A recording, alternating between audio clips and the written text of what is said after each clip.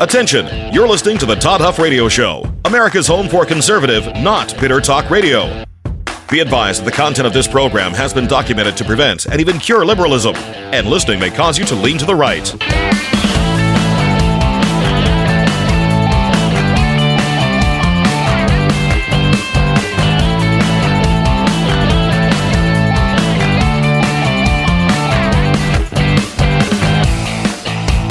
Here's your conservative, but not bitter host, Todd Huff. My friends, what in the world are the Democrats thinking? I want to talk about that on today's program. There's lots of examples of there's always lots of examples of the ridiculously stupid things that they do, but they seem to be increasing in both the level of stupidity and the frequency with which they commit these acts of absolute insanity and just flat out dumb stuff. So I want to talk about, now listen, I'm talking about the leaders of the party. In fact, I want to appeal to those of you who may be listening today who are Democrats. You've voted Democrat, you're a union Democrat, you're a teacher who is a Democrat, you're a single issue Democrat. I want to speak some sense into the void created here by their absolute insanity and invite you to join folks like me. You have much more in common with me than you have with those who are leading your party. We'll get into that and a whole lot more today on the program, my friends. By the way, anything we discuss on this program, I say anything, sometimes I make a mistake and forget to put something on the Stack of Stuff page, but in general, you can find it on the Stack of Stuff page. Hat tip to the late, great Rush Limbaugh, who had a physical stack of papers. We have a digital stack at ToddHuffShow.com. All right, before we get rocking and rolling there, my friends, I want to tell you, for those of you who are in sales, I want to ask you this. Are you where you want to be? Whether you're struggling to close deals or you just want to sharpen your skills, Matt Easton and Easton University are here to help you.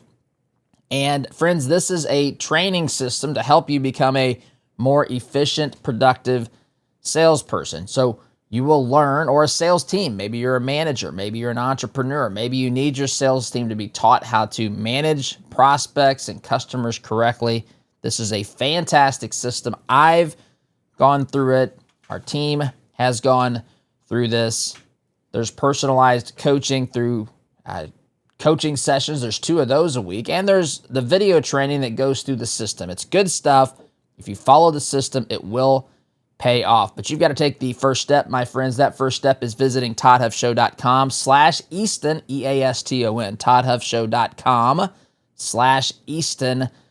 And if you sign up to be a student at Easton University, you will get a free welcome call from Matt himself. That will help you kind of get started, jumpstart your sales training with him and his team there, and you'll be able to hit the ground running quicker than you thought possible. ToddHuffShow.com/Easton. Do not let this opportunity pass you by. Invest in yourself, my friends. Friends, what are the Democrats thinking? What are the Democrats thinking? Who is it that's running the party today? You know, I've shared on this program many times that I was raised in a Democrat home, a union Democrat home. And I was raised by sane parents. They're not radical people. These were average, everyday Americans who love their country, who love their freedom, who love America, who fly a flag in front of their home. This is, again, just, I would consider a conservative upbringing is probably correct, but voting Democrat because of the single issue. And there's a lot of this. I've gone through this before, but there's a lot of this in politics today. And it's amazing. My hat goes off to the Democrats for being able to pull this off. You know, in general, you can summarize Republicans you can say 2 basic ways. There are maybe 3. You've got the conservatives, like myself. We want limited government. We want to see the government return to her constitutional framework. We want maximum liberty. We want a strong national defense. We want opportunity that comes largely from government getting the heck out of the way of the American people. We want low taxes. We want accountable government, manageable government. We don't want a large bureaucratic state. We don't like the ideas of entitlements for all these, for everything under the sun. We believe in free markets, and that involves the government staying out of the way. Now, there's a lot more to it, but that's a synopsis. Then you've got the people who are what we call rhinos, Republican in name only. You might be a new follower of politics and not know where that name came from. R-I-N-O. There's no H in it like there is with rhinoceros. This is a rhino, and it stands for Republican in name only, meaning that they'll say that they stand for basically what I just laid out there, but they don't. They're just playing the game. They're not principled conservatives and that sort of thing. And then you might say there's the country club Republicans. These are the folks who are kind of part of the wing of the Republican Party that is the good old boy. There is an element of that. People who have been in the party for generations, maybe have generations of leadership within certain factions of the party, meaning, say, at the state or local levels. You might have this in your community. You might not. Again, there's nothing wrong with generational leadership, but you know what I mean. You know when someone becomes a country club Republican, they're in the group, they don't really believe in the ideas too strongly. What they believe in is holding on to that power. So you've got kind of that going on with the Republican Party, but it's not a hodgepodge of all different sorts of people who don't agree on anything. That's the Democrat Party. It is amazing to me. After 2010, when the Democrat Party officially abandoned the Union Democrats, the Blue Dog Democrats, the Reagan Democrats, which they did, they lost in 2010 because they forced Obamacare down the throats of the American people. And that was not well received in districts that were conservative type of Democrats. And they all lost. And they have not returned. There might have been one that pretended to be a Blue Dog Democrat here or there, but in general, in fact, I'm recalling one, was it Connor Lamb in Pennsylvania? They vanished from the face of the planet. And so what was left with the Democrat Party? The Democrat Party is a hodgepodge of single-issue voters and extreme interests. You've got the LGBTQIA plus community. You've got the rabid environmentalists. You've got the Union Democrats. You've got, again, they've lost. A lot of the rank-and-file Union members have left, but, I mean, you've got the heads of the the unions often still siding with the Democrats because of how the money flows in politics and so forth. And then when it comes to the leadership of the party, you've got two basic factions, again, maybe three. You've got the radically insane woke, like AOC, Elon Omar, like Elizabeth Warren. You have some of the older, more traditional, just straight liberals. Look, I welcome the idea that the Democrat Party be the party of just simple liberalism again. Not that liberalism was good. Not that liberalism did a lot of damage. Modern liberalism, not traditional, what would have been considered traditional liberalism, but modern liberalism has caused a lot of damage on this country. But I got to say, not anywhere near the damage that has been inflicted by the woke movement. And so you've got traditional liberals and you've got the radically woke in the party, and they're vying for control of the party. And dare I say, the radically woke are getting a bigger and bigger slice of the power because that's where the energy is. Because, see, if you draw this out on a continuum, and you say on the radical left, you've got at the far, far end, the godless radical left, the woke crowd, the folks who They reject the truth for a lie. They won't define terms. They won't tell you what a woman is. They won't, they are completely disinterested in anything other than trying to force you to accept their deranged way of living.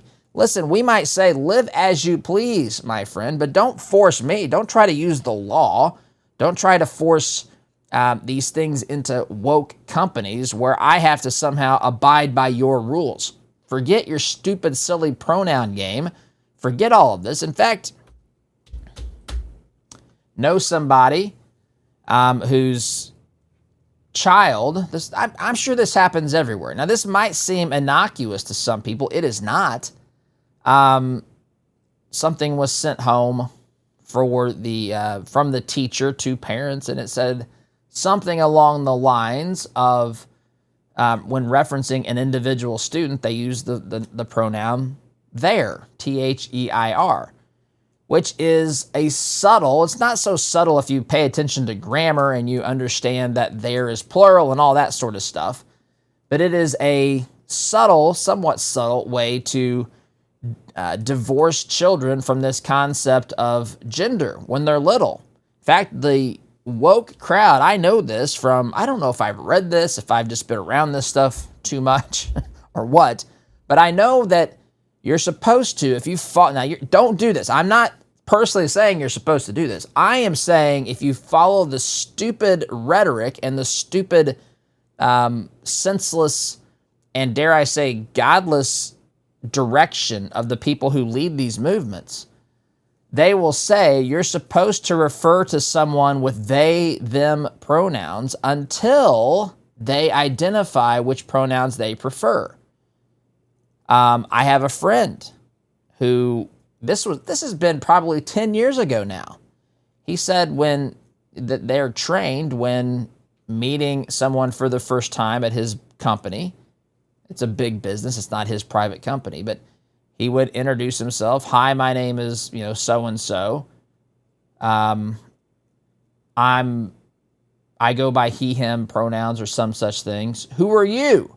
To which the other person is supposed to respond, I'm so-and-so. I go by they, her, or whatever silly nonsense we're playing here.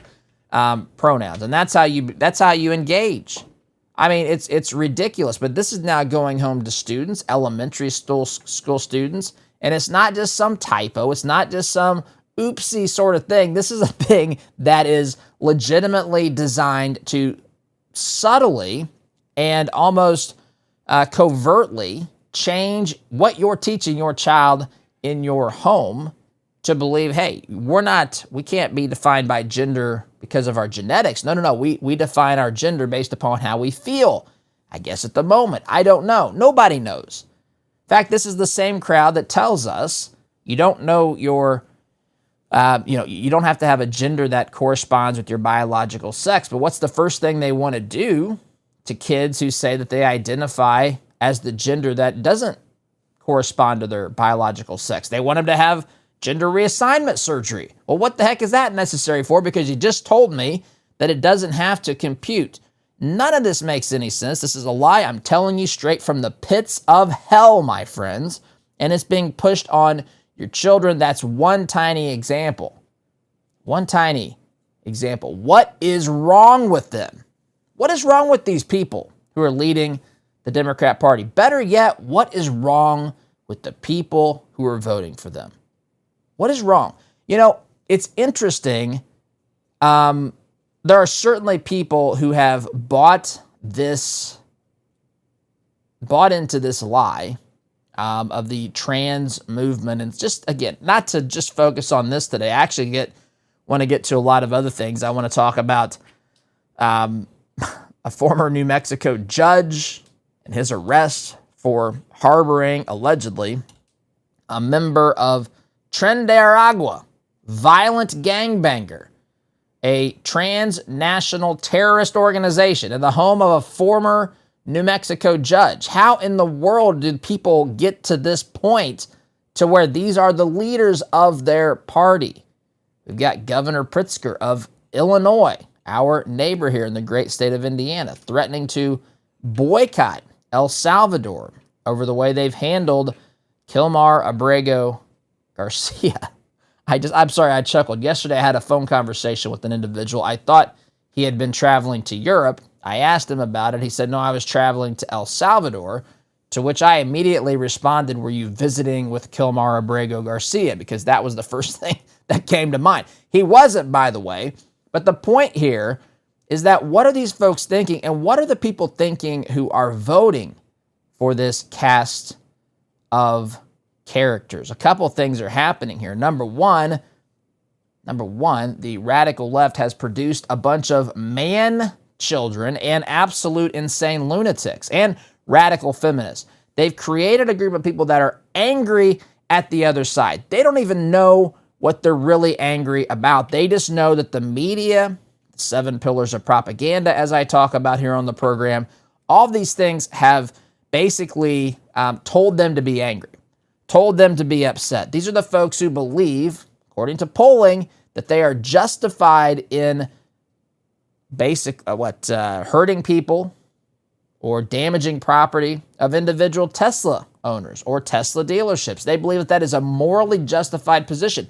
This is a party, a movement, the radical left is, that has very, very concerning numbers of people in that movement who believe that violence is absolutely justified against President Donald Trump and Elon Musk. These are people who have no moral compass. It is broken. There is no true north because, my friends, the radical left has no absolutes. It is built upon sinking sand. It is absolutely godless. It is the number one threat domestically. Hear me say this. It manifests itself in many forms, but it is the number one domestic threat that we face in our society today. No questions asked. What are their values? What do they stand for? They seem to stand in favor of nothing, perhaps some lies, distortions, and half-truths, but they're really standing against. They stand against Trump. They stand against the pro-life movement. They stand against free markets. They stand against a whole bunch of things, and they are enraged. And they believe that they are morally justified in that rage. They start carving swastikas in the sides of Teslas. These are people who are deranged. They are lacking moral clarity and a moral compass. These are the folks that are leading the Democrat Party today. They don't know how to think rationally. They don't know how to debate coherently, and they certainly don't know how to govern or legislate effectively. It is a train wreck. It is a burning pile of garbage. It is an unmitigated disaster. We have seen this time after time. It is 100% a hot mess. I don't know how else to say this. It is simply disastrous. It's disastrous. And it's hurting you. It's hurting me. It's hurting the economy. It's hurting our children. It's hurting those who seek the truth. It's hurting a lot of things. This is not the way it was supposed to be, yet that's what the Democrat Party has become. But I want to appeal to those of you who know, and you know in your heart what I just said is true. Now, we can disagree to whether it's 10% of your party, 40% of your party, 60%, whatever the percentages are, but you know what I'm saying is true. You know that you have become embarrassed of the people who are carrying the banner. Who is the spokesperson for the Democrat Party today? Who is it? Is it AOC? Is it Bernie Sanders? Is it Chris Van Hollen, who's trying to get a illegal alien who's part of an alleged terrorist organization back into the United States, or one of those other lunatic congressmen that flew down there? One of them said that she wasn't leaving until Kilmar Abrego Garcia was released and I guess returned to America. That didn't happen. At least I don't think it did. I want to appeal to you because there is a home for you, and it's certainly not the home created by those lunatics. They have turned their back on you.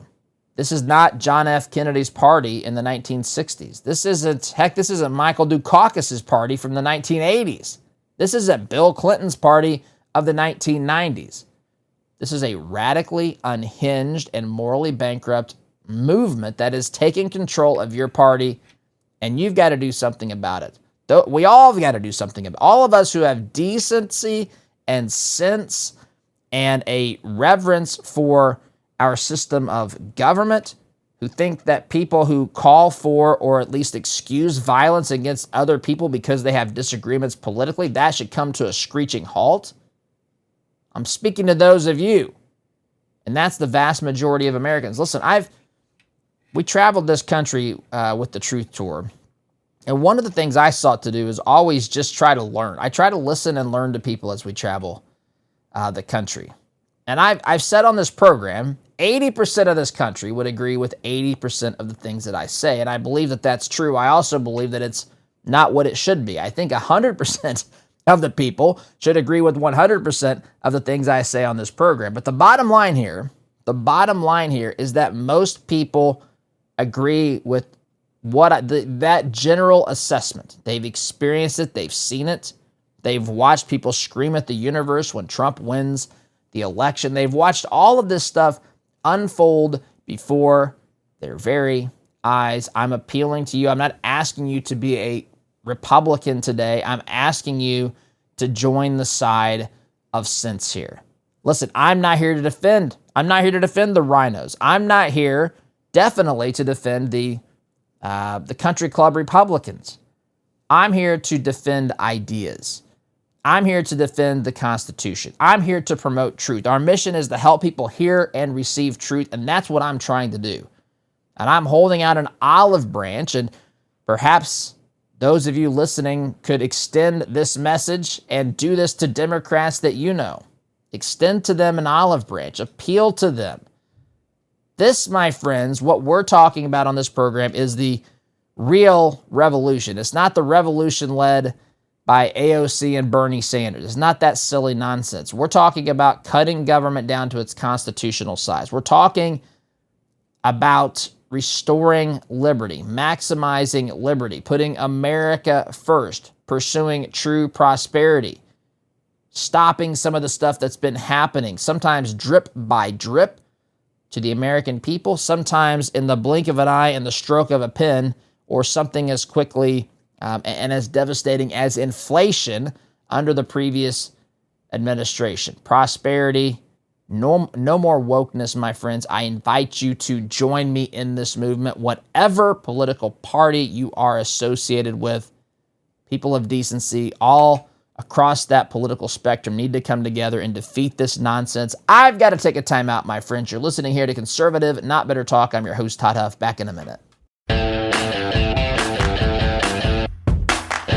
Welcome back, my friends. Now I want to get into some of the specifics. I gave you the general overarching appeal, the general summary, I suppose, of what's going on today, what's happened to the Democrat Party, what are they thinking, who's leading this thing. We got an unmitigated disaster that's been created by these knuckleheads and clowns. And so now let's look specifically at some of the things that's going on from these radical leftists. I referenced this in the previous segment, the opening monologue. This is at foxnews.com. Ex-New Mexico judge, wife, it's got a comma in the headline, but that doesn't translate when I simply say it to you. New Mexico judge and his wife arrested for allegedly harboring illegal Tren de Aragua member. Former Doña Ana County Magistrate, Judge Joel Cano. I had a roommate. I'm guessing it's Joel Cano. I had a roommate in college at American University. Joel was his first name. He was, as he taught me, Chicano. Love Joel. Brilliant guy. Don't tell him I said that. It'll definitely go to the guy's head. He's already got a big head as it is, but became good friends. Joel we came from completely different worlds, but ideologically have so much in common. Anyway, Judge Joel or Joel Cano and his wife, Nancy Cano, were taken into custody Thursday. Now, I had read this story last week or maybe 2 weeks ago. They hadn't arrested these folks yet, but there was evidence. Just listen to this. Former county magistrate judge Joel or Joel Cano and his wife Nancy Cano were taken into custody Thursday after federal agents raided their Las Cruces home. This is in New Mexico. The two face charges of evidence tampering amid allegations they harbored Christian Ortega Lopez, an alleged illegal alien who is believed to be a member of Venezuela's notorious Tren de Aragua gang. This is crazy, unbelievable. Think about this for a moment. Under President Trump, this is a quote from Kristi Noem. Under President Trump, we have arrested over 150,000 aliens, including more than 600 members of the vicious Tren de Aragua gang. If you are here illegally and break the law, we will hunt you down, arrest you, and lock you up. That's a promise. The arrest follows a February incident where Ortega Lopez was apprehended at the Cano residence. Court documents reveal that he was initially hired by Nancy Cano for home repairs and later offered accommodations in the couple's guest room. Investigators uncovered evidence linking Lopez to the Tren de Aragua gang, including gang-related clothing, tattoos, voicemails, and text messages. That's called evidence, by the way. That's evidence. Now, this is where the obtuse and the intentionally deceptive media will come in, and they'll say, "Look, he wasn't charged with being a gang member. He wasn't convicted." We got to give someone due process when it comes to, whether or not they are, a gang. No, that's not what this is. Listen, this is so painful to me to say. I repeat this on this program until I am blue. I know you get this. At least there's some of you out there that may not. You might be learning or tuning in for the first time. The vast majority of you get this. But this is, if you are here illegally, you can be detained and deported. That's it. That's the law. Now, there is a due process for the deportation, to make sure that we're not deporting someone who's actually an American citizen. That's how this whole Kilmar Abrego Garcia thing started out. At first, it sounded like, when I read the initial reports, that we deported an American in the mix. No, we didn't deport an American. We deported someone who was an illegal alien who had a deportation order, who simply wasn't supposed to go because of a withholding order to El Salvador because of concerns that rival gangs, which apparently no longer exist in El Salvador, were going to harm Kilmar Abrego Garcia. But this is evidence. Listen, the system is set up the way that Trump is managing it, and he, as the executive branch, they can set up their own policy on how they enforce the law. We have a ton of people here illegally. So Trump says, listen, they all can be deported, but we're going to start with the ones who are the most violent. And then he starts giving examples of who that might be. Members of Tren de Aragua, members of MS-13, people who've committed crimes, people who have been arrested for things, people who are, it doesn't mean they've been convicted. It's not necessary to tie to the deportation. It is simply the priority of this administration to start with the people who have behaved in ways, who have given us signals and signs and evidence that they are the ones that we should be concerned with. So there's evidence here. The evidence in this case includes gang-related clothing. The evidence in this case involves tattoos. The evidence in this case involves voicemails. The evidence in this case involves text messages. That's the evidence. Now, perhaps if this was going to court and we were trying to take away or incarcerate this individual for some crime specifically tied to this crap that he's allegedly involved with, then yes, there would be the opportunity to present your case and to say that, there's an explanation for the clothing or the tattoos or whatever, right? That's what a criminal trial is all about. But since it's not necessary for those things to be present, I talked about this in today's Todd Talk, and it's not necessary for those things to be present in a deportation case, it's irrelevant. It's simply a guideline for who the Trump administration is starting with. You understand this? Like, I know you do, but most people out there don't understand this.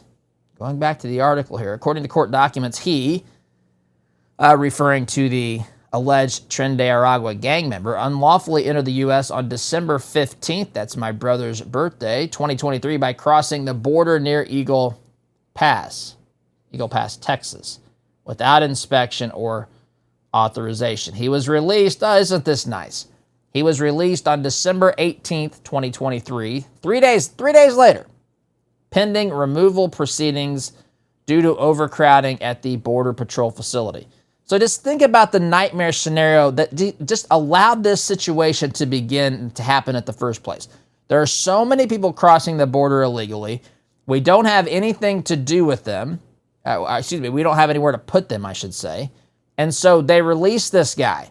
He was given a notice to appear, as the article says, initiating formal removal proceedings under the Immigration and Nationality Act.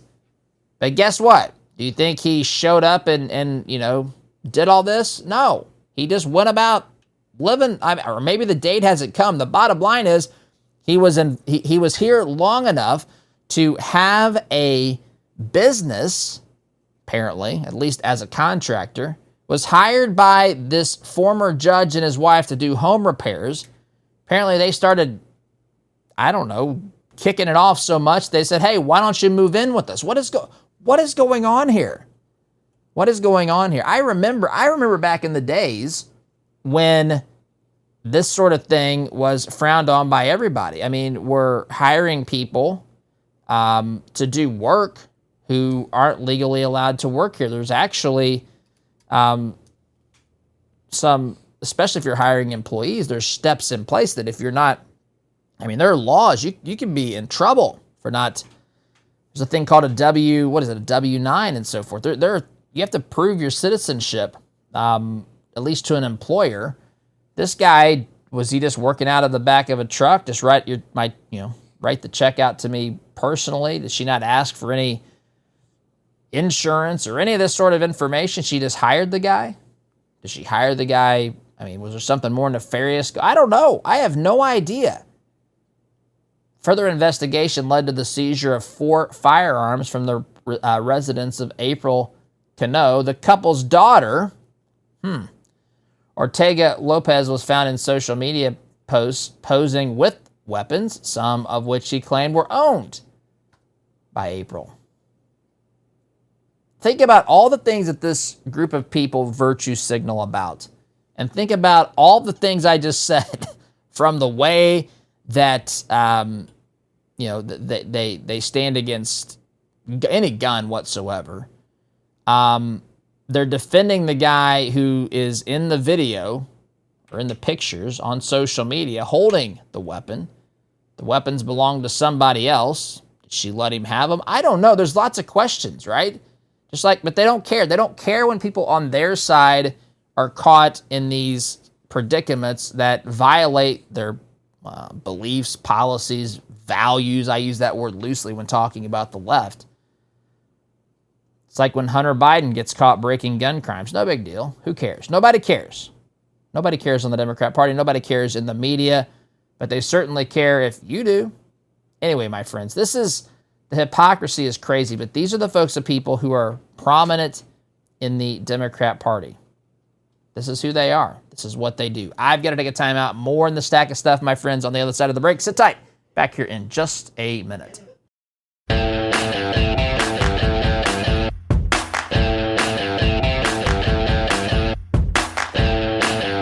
Welcome back, my friends. Third and final segment of this, the first hour of our program today. I want to remind you that for those of you who have been thinking about becoming lifetime members to the Inner Circle, this is our exclusive membership program. If you want to become a lifetime member, make a one-time $99 investment, you're in for life.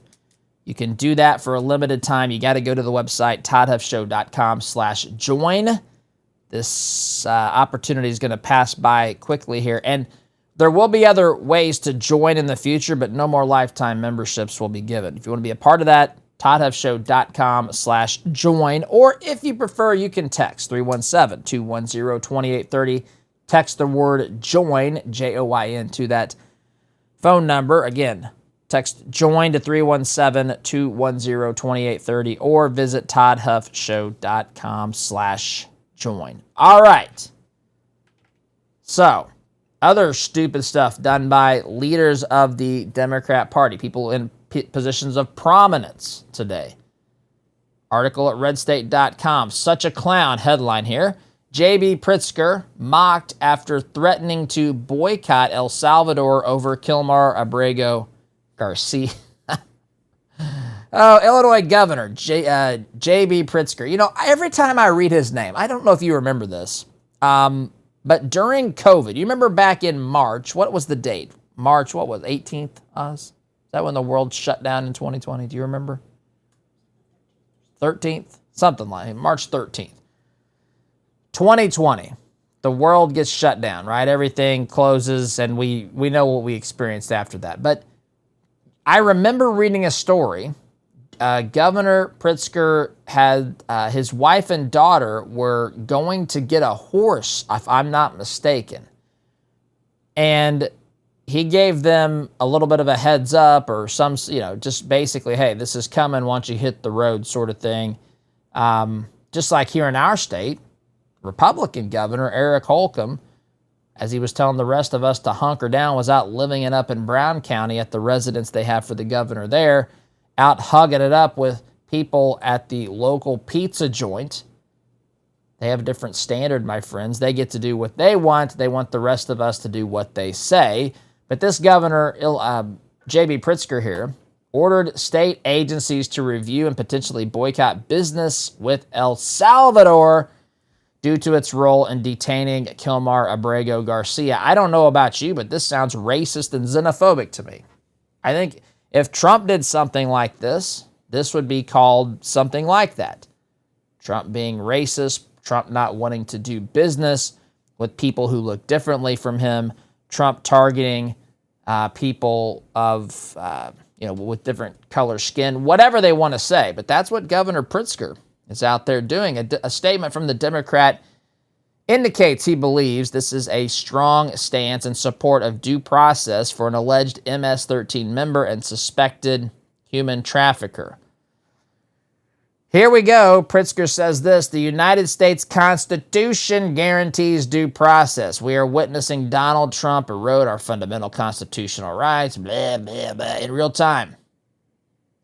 And we must fight to restore the balance of power, Pritzker said. The state of Illinois will stand up for the rule of law and do everything in our power to stop the Trump administration from ripping apart our most basic rights. I have been through this a bazillion times.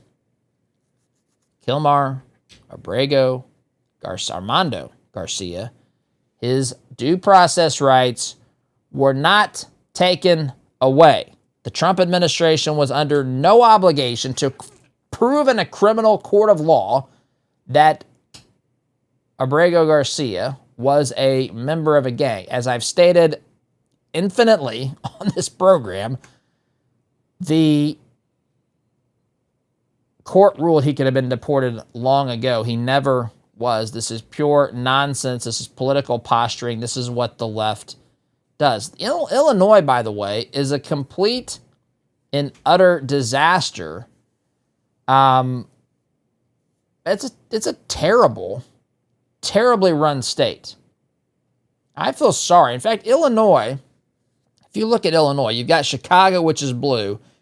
Southern Illinois is an incredibly rural state. I live just a little bit west of Indianapolis, and it gets semi-rural into western or southern Indiana and places. But I got to say, nothing like it is in southern Illinois. I mean, I remember one time I drove to a meeting, I want to say in Springfield. Maybe it wasn't Springfield, but I thought I had ventured into another unknown part of the world. There was nothing. There was nothing across the southern half of that state of Illinois. And the people there, who, by the way, do a lot to make that state work, suffer for the lunacy elected, put into the governor's office by people that live in the blue city of Chicago. But this is, again, what the Democrats have voted for. This is who they are. This is what they believe. I shared with you. Actually, I don't have time to get to this. I'm glad I looked at the clock. I was about to go long in the segment here. We'll pick this up after the top of the hour, my friends. But what are the Democrats thinking? Their leaders are absolutely insane.